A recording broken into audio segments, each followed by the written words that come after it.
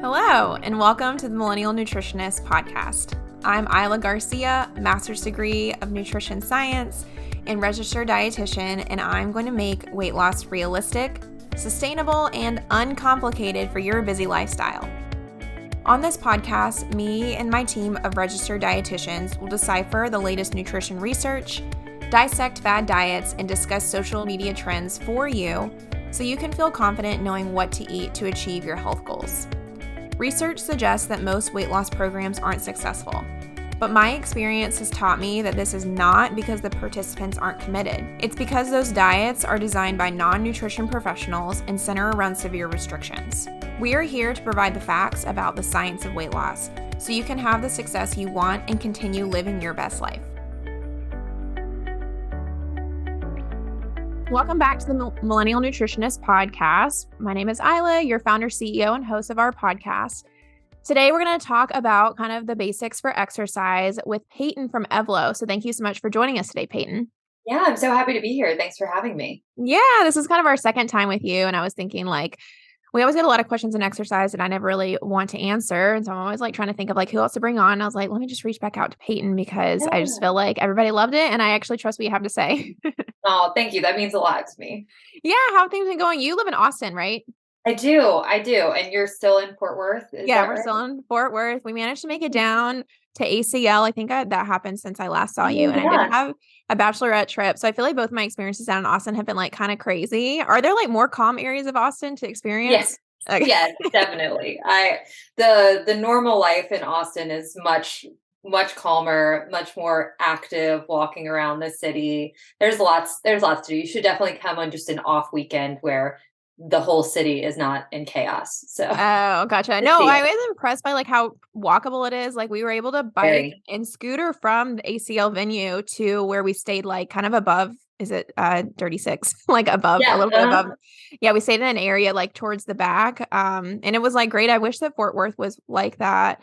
And are there rivers and lakes out there too? That's one thing I'm going to look at this year going to.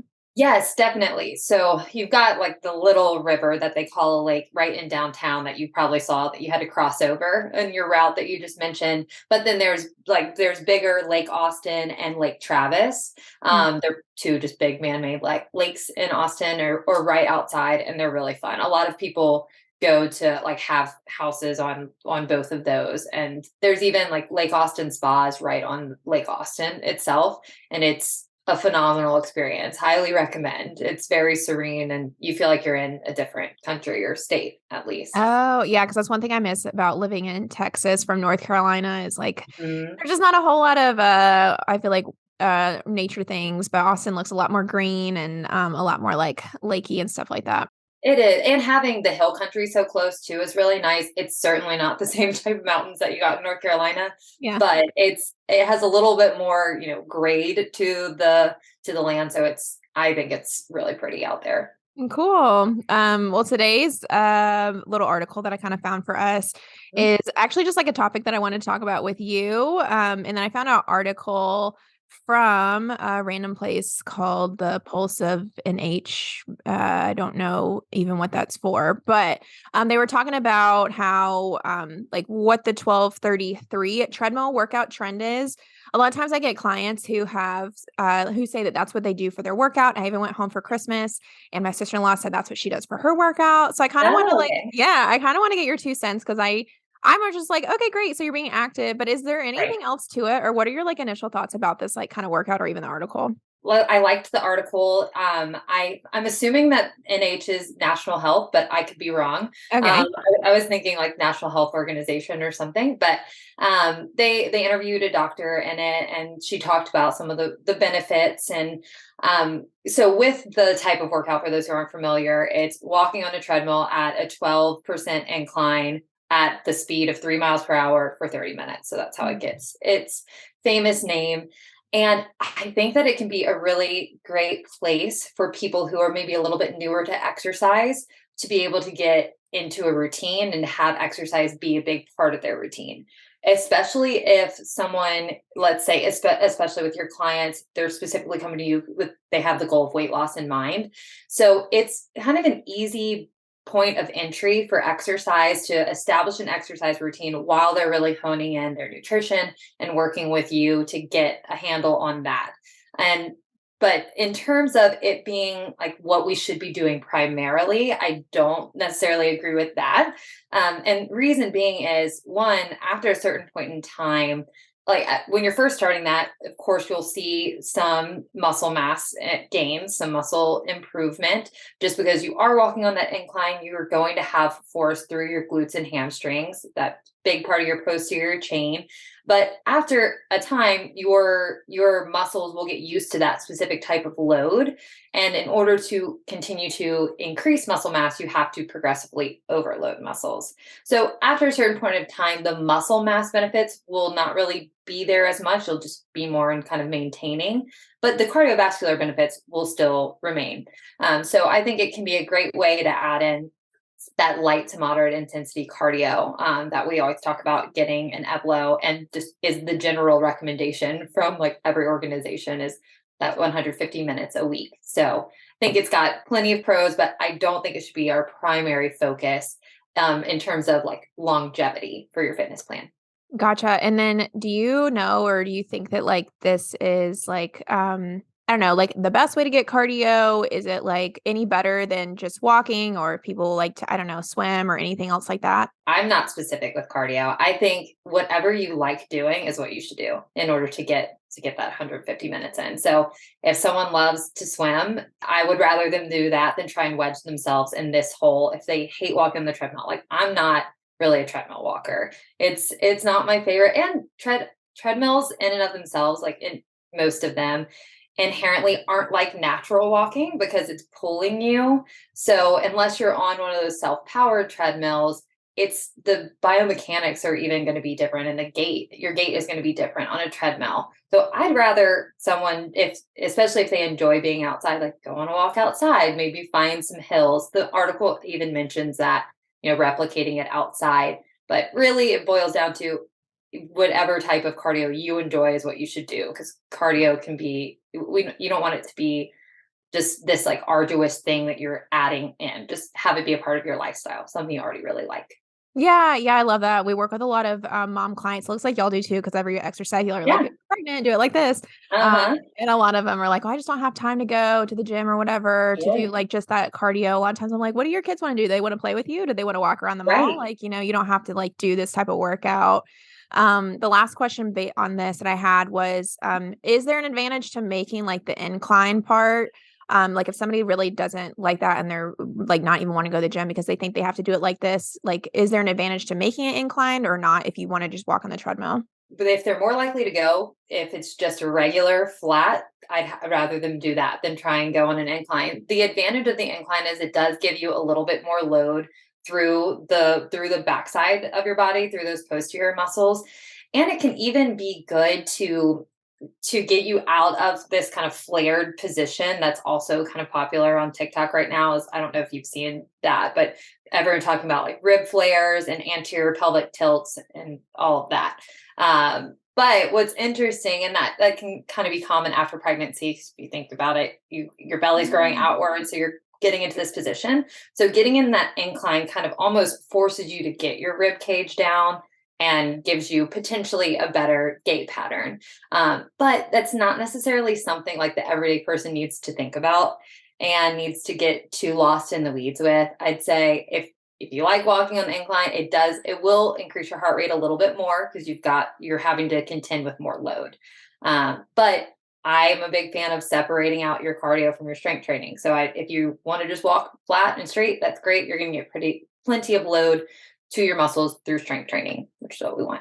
Gotcha. Yeah, I love walking outside. I feel like especially like staying inside all day long and like being at the computer. Like yesterday I was even going to skip a walk, and then I don't know if it was like this in Austin. It was like randomly like 70 degrees, I feel like here yesterday. I was like, oh my gosh, I got to get outside right now. So I'm glad that you're saying we don't have to like do this if we like really hate being inside. Definitely not. I've actually never personally done it myself. So I always just walk outside. That's my favorite form of cardio.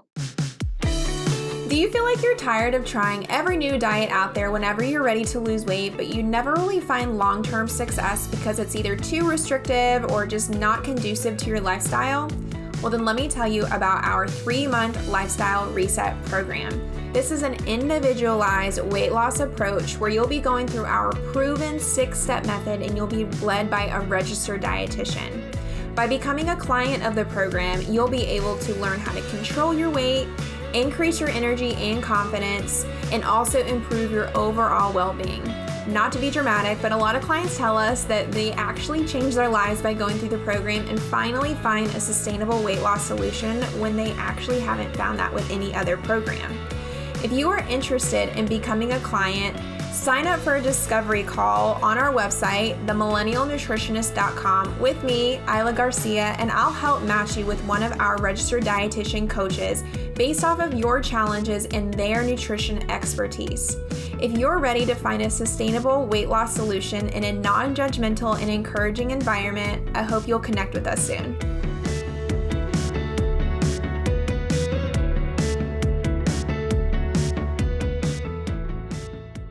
All right, so kind of honing in. So we have another episode with you that I will link in the show notes because I think it's really valuable. But today I wanted to kind of go back to the basics. We're recording this in January.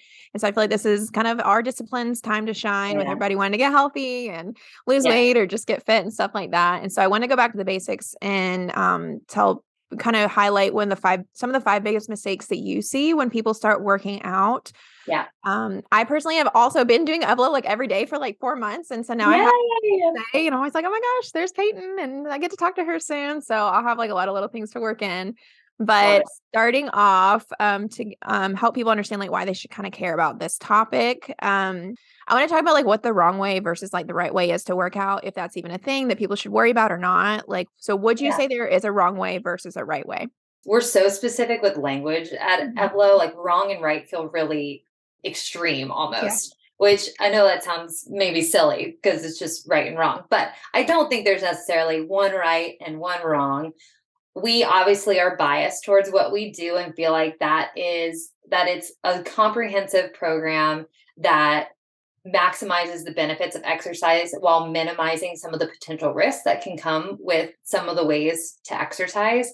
And I think that kind of going through the 5 basics might really help to illuminate kind of not necessarily right versus wrong, but like things to look out for when you're maybe starting a fitness routine or when you're optimizing your fitness routine. Because I think those are also 2 different things. So like, for example, when we were mentioned that you have a lot of clients that do the 12-3-30 as their form of exercise. If someone's just really starting on this journey and their specific goal is weight loss, like that's a great place to start. That's a really great place to start. So there's kind of differences at different phases of your like health journey and things like that as well. Yeah, it sounds like you're saying what I say when people are like, what is the wrong way to eat? And I'm like, I don't like that word. I know. It seems it's like, no, it's not good or bad or right or wrong. There's different ways to do it. And I think the mistakes can kind of highlight maybe some of the ways that I wouldn't recommend doing it. Okay. Yeah. Cause I get, when we have a lot of clients that are just starting, trying to like live this new healthier lifestyle, a lot of them haven't really ever had maybe like a good relationship with exercise. They just never really liked it.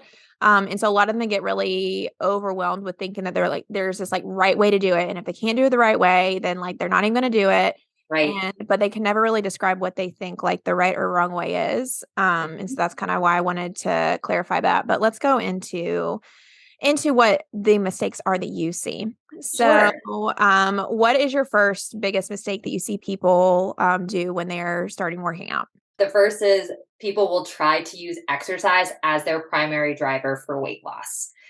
So I'm sure you maybe see this a lot too. You have clients that come to you maybe on both ends of the spectrum. They either don't want to work out at all, or they've had this bad relationship with exercise in the past, or they're coming to you because they're like, I'm working out all the time, I'm doing all of these things, but I'm still not moving the needle when it comes to weight loss. And so we're kind of talking more maybe about that camp. And what we always say, so with Evlo, we're an online fitness platform. We do have a nutrition component that's all put on by a registered dietitian. We do not do anything with that as physical therapists, of course. But we always say like Evlo is not a weight loss program because it is a fitness program. If weight loss is your primary goal and you're like coming in as someone who's never really worked out or doesn't enjoy working out or whatever it is, we really, really encourage someone to reach out and work with a nutrition professional first, and maybe incorporating some of that easier, lower level exercise, like the easy 30 minutes of cardio a day, focusing on that first, and then going into an exercise program. So not trying to use your exercise to lose weight, if that makes sense. Yeah, no, I definitely see that a lot. Like when we get some clients in the beginning, they'll come into us like being very physically active. It seems like they either do like one or the other. We do recommend also like cardio with strength training. It seems like they've got like one or the other really straightened out. But sometimes there's people that are like, well, I run like 3 miles and then I go do my, strength training session and I'm still like not losing weight and I'm gaining weight. What's up? Sure. It still kind of goes back to, yeah, that nutrition piece, making sure we're in a calorie deficit and all that. So I'm glad that you Right. kind of brought that up. Let's say like somebody is maybe starting to want to lose weight in January and then they realize they don't really like have that goal anymore. And so then they maybe like stop exercising. Are there still like reasons that people should exercise if they're not trying to lose weight? Yes, definitely. Big time. So we always try and emphasize to create a relationship with exercise for the sake of exercise, not like completely separating it out. Even if weight loss is your goal, trying to separate out the two. Exercising for the sake of, we always, our thing is saying to build yourself up instead of to tear yourself down. So the main goals we believe of exercise should be building muscle. That's kind of number one primary driver.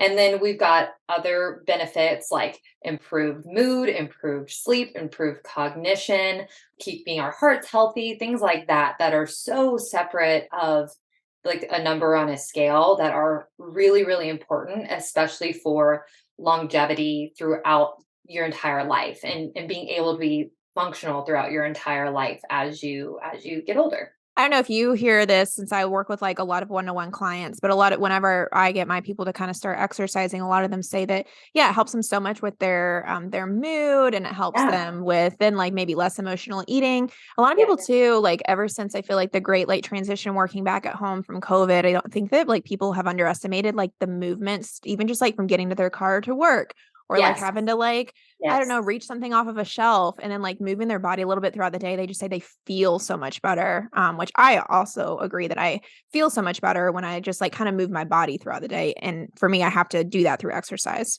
Absolutely. I'm the same way. Shannon and I always joke, we obviously are in the business that we're in, but we're fairly sedentary when it comes to our day-to-day activities. We're on our computers a lot, things like that. So we have to be really intentional. Both, we are teaching our classes, but then going outside and going on our walk, no matter how crazy our day is, or just walking around the house a little bit more, like tidying up and being more intentional. Because when I was treating full time in a clinic, I did not have to worry about physical activity in terms Yeah. of like the day-to-day movements. I still was really intentional with strength training, but I did not even do any extra cardio outside of my job because I moved so much and I was constantly moving people around. So it's a totally different mindset shift, and really important, yeah, just for being really like clear and feeling good throughout your day. Okay. So we agree that exercise shouldn't be like the main driver for weight loss, but it sounds like we're both saying that it complements it. And also there's like so many benefits Absolutely. beyond that. Is that right? Absolutely, definitely. Especially because and it kind of goes into too like a habits thing. Typically when you're in, a lot of studies will show like when you're working out, then you're also making different types of food choices. So they're certainly correlated together, and can be, exercise can be a really positive influence on maintaining your habits when it comes to nutrition, in my opinion. Yes, I see that all the time with clients who say that they wake up and exercise in the morning, say that they go ahead and pick a better breakfast option, and then they're Sure. more likely to take a break at lunch. So I totally Sure. agree with that. What is your second biggest mistake that you see? Kind of similar and feeding off of that is that people will rely on specific calorie burning classes or a number on their watch to create a bigger deficit for themselves when it comes to their nutrition. So you've mentioned it already today about needing to be, and that we have to be in a calorie deficit if your goal is weight loss. Like that's just how thermodynamics work and energy works within the body. However, when it comes to the exercise piece of the equation, one, if you're using something like a tracker specifically to look at your calories, it's again, studies and studies show that these different trackers are really not reliable. Like most people who are, PhDs in thermodynamics and our body processes and metabolism will tell you it's very hard to accurately measure that. So what can happen a lot is people will choose, these kind of more moderate intensity classes, think like hour long classes that are like very, very high to moderate intensity, where you're just trying to sweat a bunch and burn a lot of calories. And they think, oh, I just burned 600 calories on my watch. That means I can then eat 600 calories.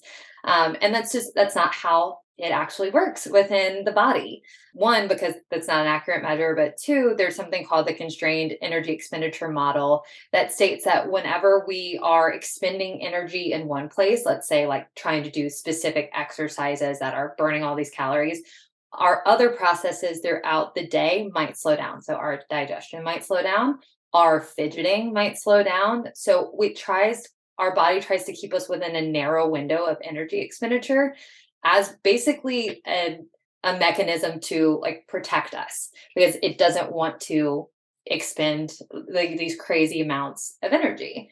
So even if we were able to, make up for something that we've eaten with food, or if we had that thought, that is not necessarily what actually is happening when they look at it within the studies. So it's just a really interesting idea to try and, again, piece out the exercise and nutrition piece and not use exercise to quote unquote make up for something that you're doing, or to try and, we see it a lot on Mondays. I feel like Mondays are like the ultimate day of people trying to like burn off everything from the weekend, and it isn't true. And so that can give you the freedom. That's not meant to deter you from movement, but just to deter you from directly trying to like one-to-one match the two, if that makes sense. Yeah, no, I didn't know that about the constrained energy model. That makes sense. I guess it's like when I take my dogs out to walk, they're like really tired. And then when I Yeah. like don't, they're like crazy in play, or even like all Right. the stuff about the fidgeting, the digestion. That's really interesting.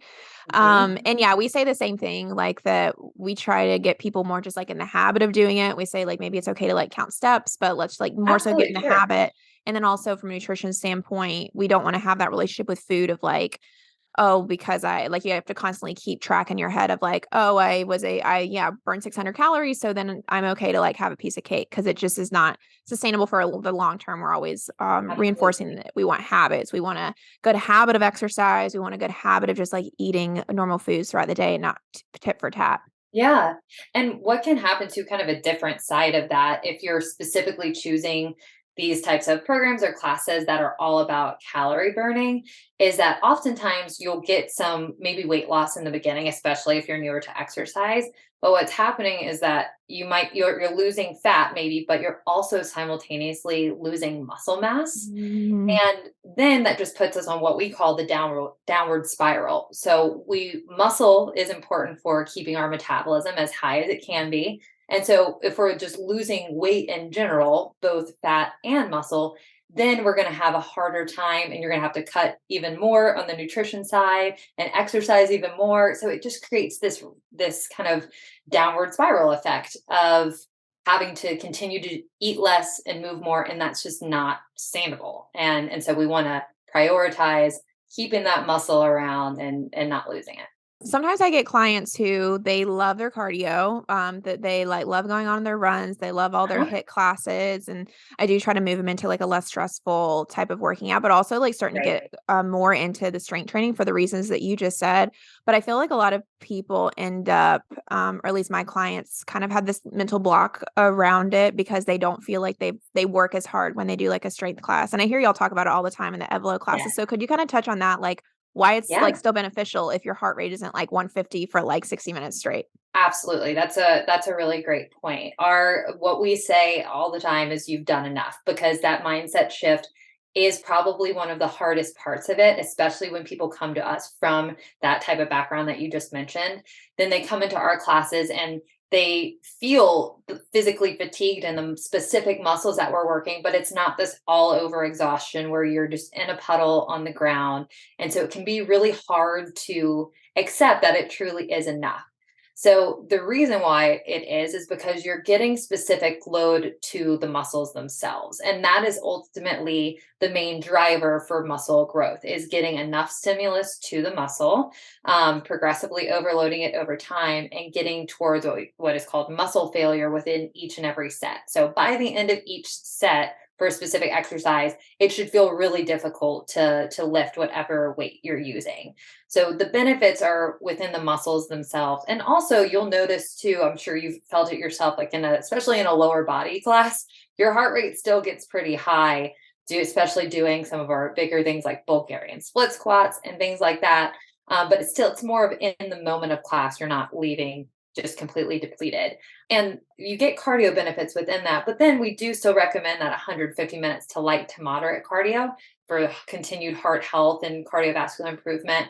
And then we also will say, if your joints are feeling good and you're not in a particularly stressful time in your life, you could even add in 1 to 2 HIIT sessions. But for something to be considered true HIIT, it needs to be 20 minutes or less, because your body really can't sustain what is a true high, all out max effort level of intensity more than that. So these classes that people are doing, or these long runs that people are doing, you're staying more in a moderate range, which is really this kind of no man's land where you're just kind of spiking those cortisol levels and keeping yourself in kind of a really stressed out place systemically without specifically targeting muscles for muscle growth. So you're not getting that same muscle benefit, and you're getting kind of a system overload in like conjunction with that.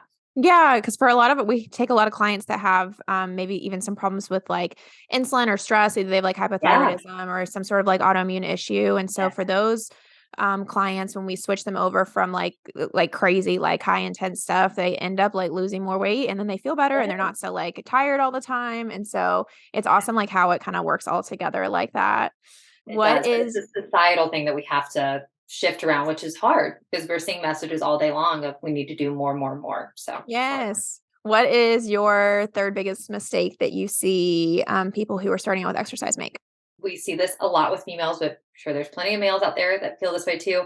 But a lot of people will choose only quote unquote low impact forms of exercise, think like Pilates and yoga, because they don't want to get bulky. Another quote around bulky. That's a big one.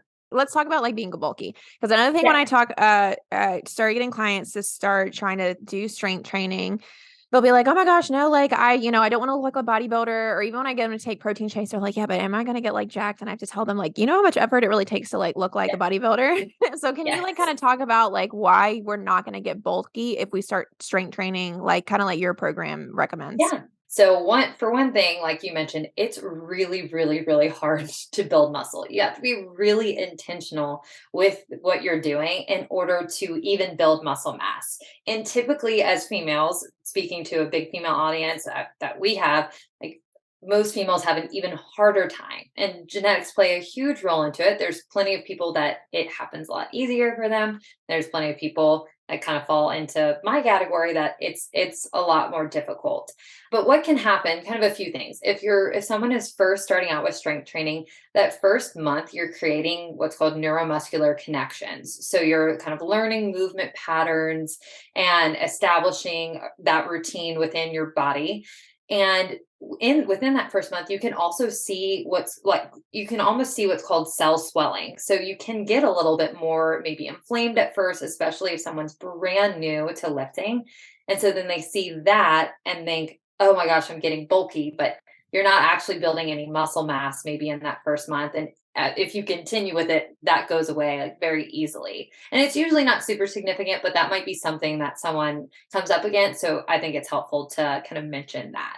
But as your body learns, that goes down immensely, especially if you're adding in recovery, which we'll talk about later. In addition, if someone has been doing strength training for a while and maybe they haven't come in contact with a nutrition expert, and they've been doing all these things and they feel like they're just getting bigger in general, what's probably happening is that they are gaining that muscle mass, but they're not losing fat on top of it, or they're continuing to gain fat as well. So I think that's where working with someone, a nutrition professional, becomes really important. And of course, if your clients are working with you, they won't have that problem, because you've got them on a specific regimen and program that can facilitate both building that muscle up as well as decreasing the fat to where you're not going to get that overall bulky appearance. A lot of our clients do ask, is Pilates kind of strength? I feel like that's like the big one that comes up. Sometimes like Yeah. influencers make little, I don't know if they're just like made Mhm. up programs, but stuff like where they're just kind of like moving in their house, but not really like what I would consider like progressive overloading or anything like that. Why is that not either like what Evlo offers, or like why are you saying that's like not the best form of like trying to build muscle mass? So Pilates has gotten really, really popular, especially on social media and TikTok specifically. And I actually started as a reformer Pilates instructor. I don't know if you knew that, but so I have kind of an interesting perspective on it for sure. The reason why it shouldn't be your primary cornerstone of your program or of what you're doing is because for a lot of different muscles, every muscle takes a different amount of stimulus in order to grow. And there are some exercises and some muscles that can definitely be loaded, especially if you're newer to an exercise program with just body weight. So if someone's just starting out, Pilates could be a really great place to start, because they haven't been loading their muscles at all. So it can be, they might be getting enough stimulus to the muscle with that. But over time, and with a lot of exercises, even from the get go, the muscles need more than just body weight or very light hand weights or whatever it is in order to grow.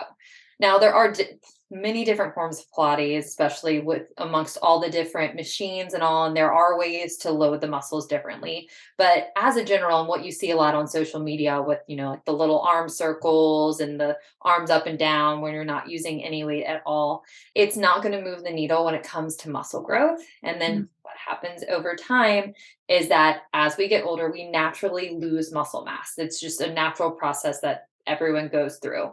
And when we lose muscle mass, that metabolism decreases. And so then we would then have to make pretty significant food changes in order to counter that, and that whole, again, downward spiral, but kind of for a different reason. Because what happens with Pilates and those types of exercises is you're primarily targeting your smaller muscle fibers. But we actually keep our smaller muscle fibers pretty well, even as we age. It's our bigger ones that we tend to lose that need to be loaded. And that's not to say you have to do crazy heavy lifts, because as you know, you've been doing Evlo now for 4 months. It doesn't have to be this, these crazy barbells or back squats or snatches or things that you think of when you think of typical strength training. But it's that it has to be over a specific percentage of what you could lift one time in order to actually see growth in the muscles. And just in general, many Pilates programs don't move the needle. They're great for so many different reasons, and for neuromuscular re-education and for stability. And it's something that we incorporate into our core specific classes, as well as some of our other kind of mashup classes, but not, again, not necessarily the cornerstone of what you want your program to be. Okay, yeah, because I was gonna ask, because I know one of the days y'all do a bar day, right? Like on that, it's Yep. like the fourth Uh-huh. day. Is that Yep. in the same campus Pilates, or is there a Yeah. different reason why you add that in? Very similar. So bar is more of that high repetition, low load, and so it'll be more of those endurance fibers and just challenging the muscle in a different way. So yeah, very much so. That fourth day is that, and then on our Wednesday, our burn class is more of our Pilates style class. But Mm. even within burn and with the type of ab work we do, you're still able to get to those type 2 muscle fibers because you're able to load them a little bit differently than maybe just some stabilization exercises. So yeah, it's important to have the different variations for the muscles, but having the strength training be a big part of your routine is also really important. Good to know. What is your fourth biggest mistake that you see newbies make when it comes to exercise? Especially at the beginning of the year, we see a lot of people kind of not following necessarily a set program or just hopping from group class to group class. Even within the same studio, you can see this happen. And the main reason this can become problematic is because one, you're typically going to overwork muscles, and then also you're typically going to some muscles and then you'll underwork others. So if you think about it, if you've been to group fitness classes in the past at a studio, like typically they're not coordinating the muscle groups from day to day. It depends on there's so many different variations, but a lot of places aren't necessarily coordinating from day to day.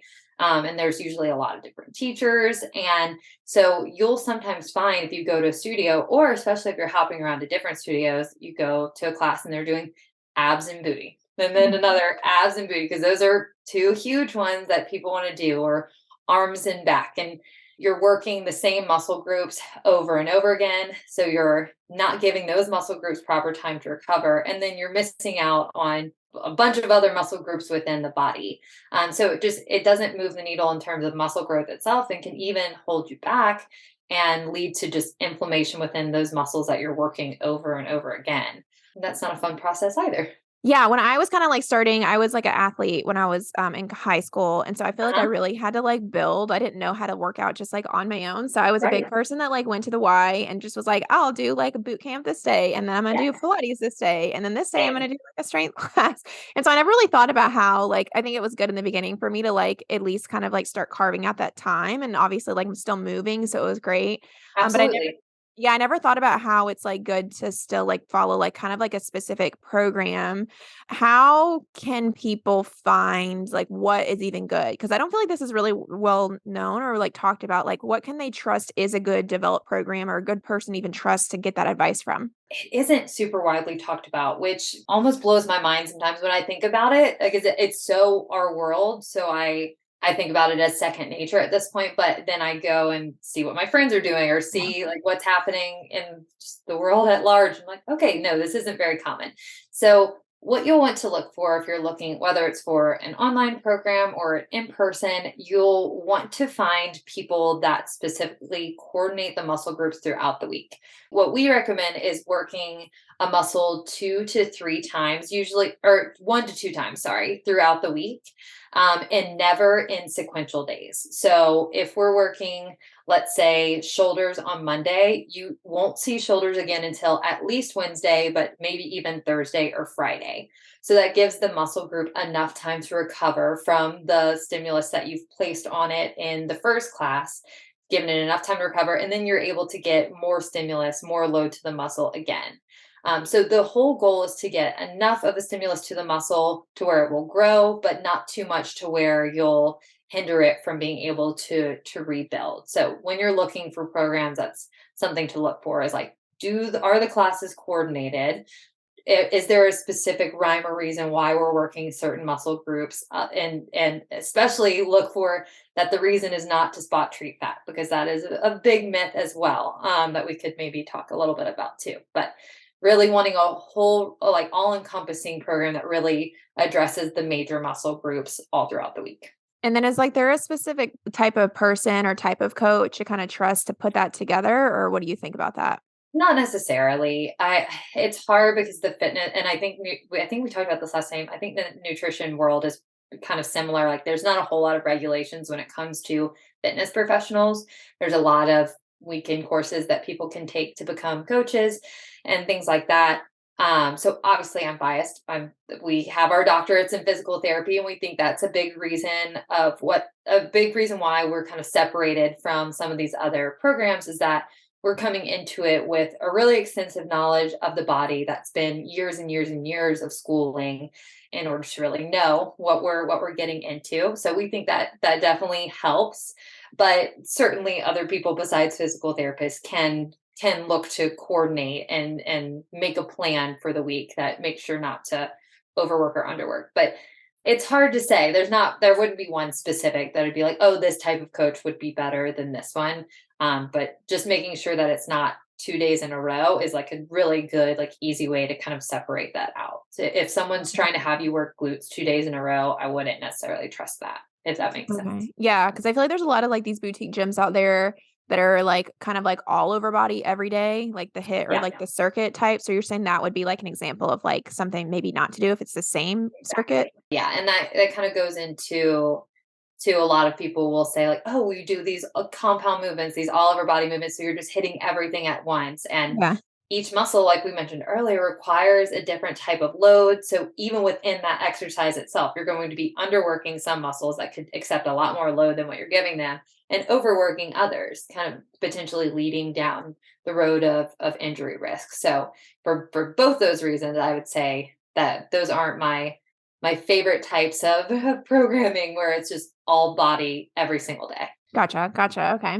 What is your fifth biggest mistake that you see people make when it comes to exercise? Fifth one and last one, and one of my favorites is, and one of the most common is that people don't prioritize recovery, sleep, and things like cool downs within the classes themselves.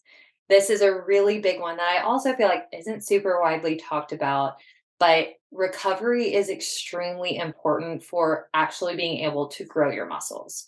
So a lot of people don't know this, but within exercise, you're actually tearing down the muscle tissue. So you break the muscle tissue down when you're exercising, and you don't build it up and build it up further until you give your body the proper time to recover. And what recovery kind of looks like in the mainstream nowadays is people foam rolling and stretching and ice baths and all of those things. And what we tend to see is that people try and lean on these recovery tools to kind of take the place of changing the way that they're doing their routine in general. So the number one thing is kind of goes back to the last point, is to program out your week more effectively. So giving yourself the literal time in between you work a muscle group again to allow it to recover. That's like one of the very biggest things.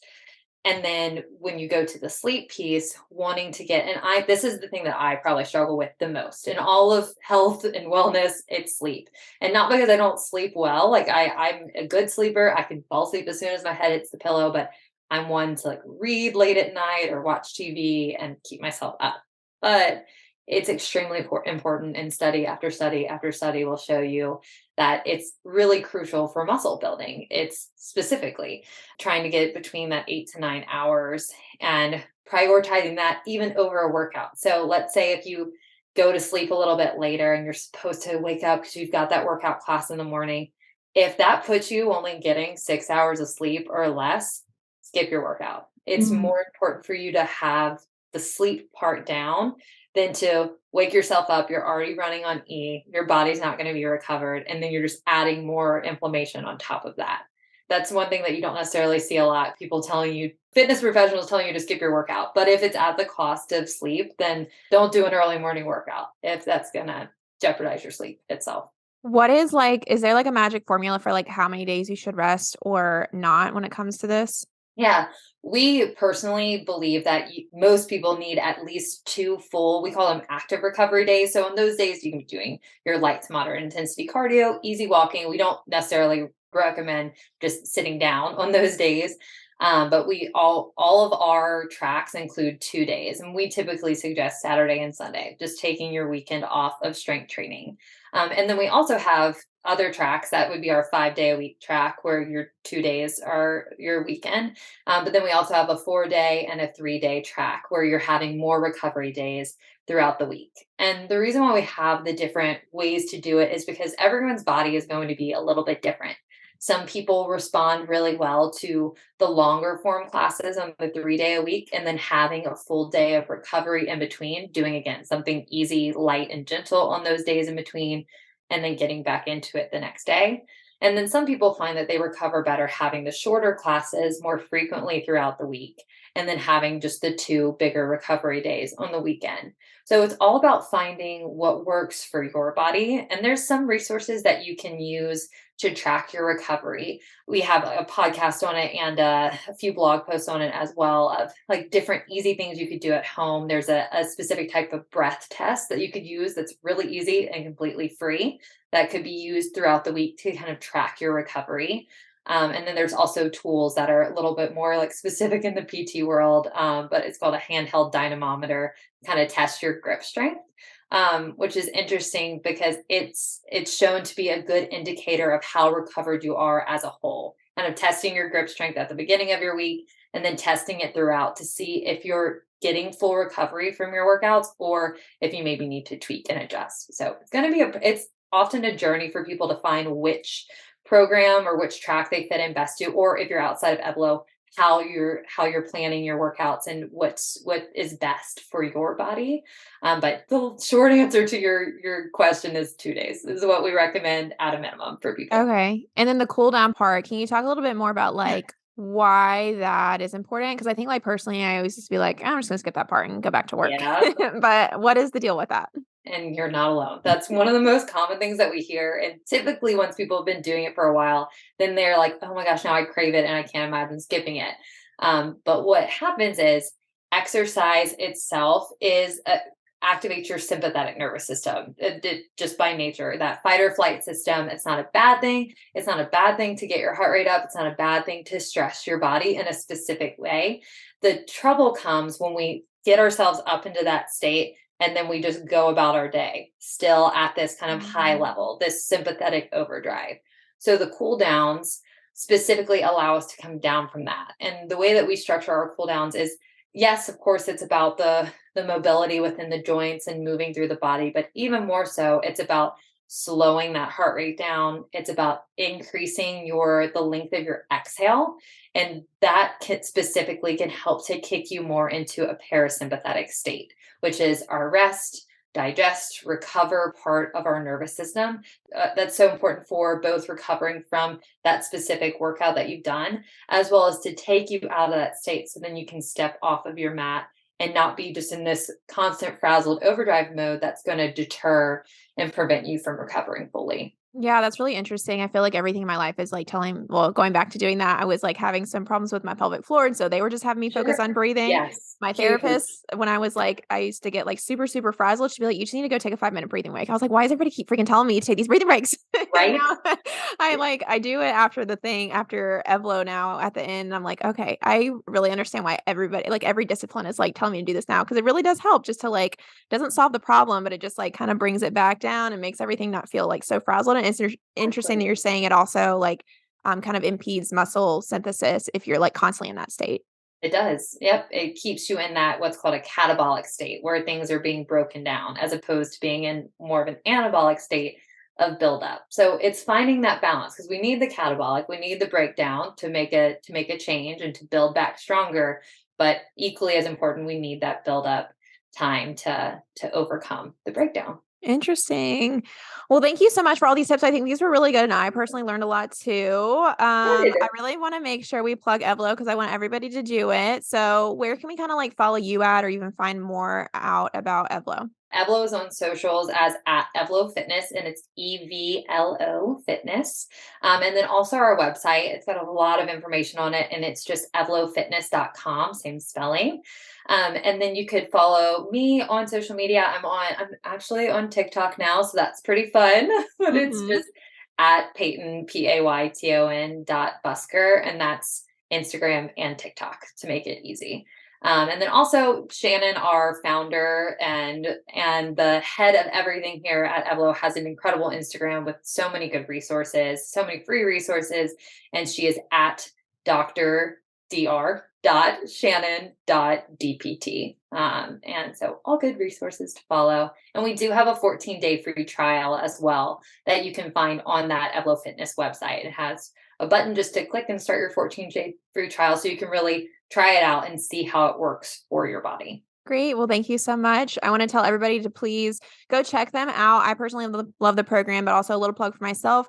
Make sure to look at filling out our survey. We're trying to improve our podcast episodes, and we can't really do that without your feedback for this year. So look at it in the show notes and just go fill it out. It's a quick survey. But thank you so much for joining us today, Payton. Yes, of course. Thanks for having me. Thank you so much for listening to the Millennial Nutritionist Podcast. For daily weight loss tips and nutrition information, you can find us on Instagram at the.millennial.nutritionist and on TikTok at millennial.nutritionist. If you find this information helpful, please subscribe to the podcast and share it with a friend who needs encouragement on their health journey. See you in the next episode.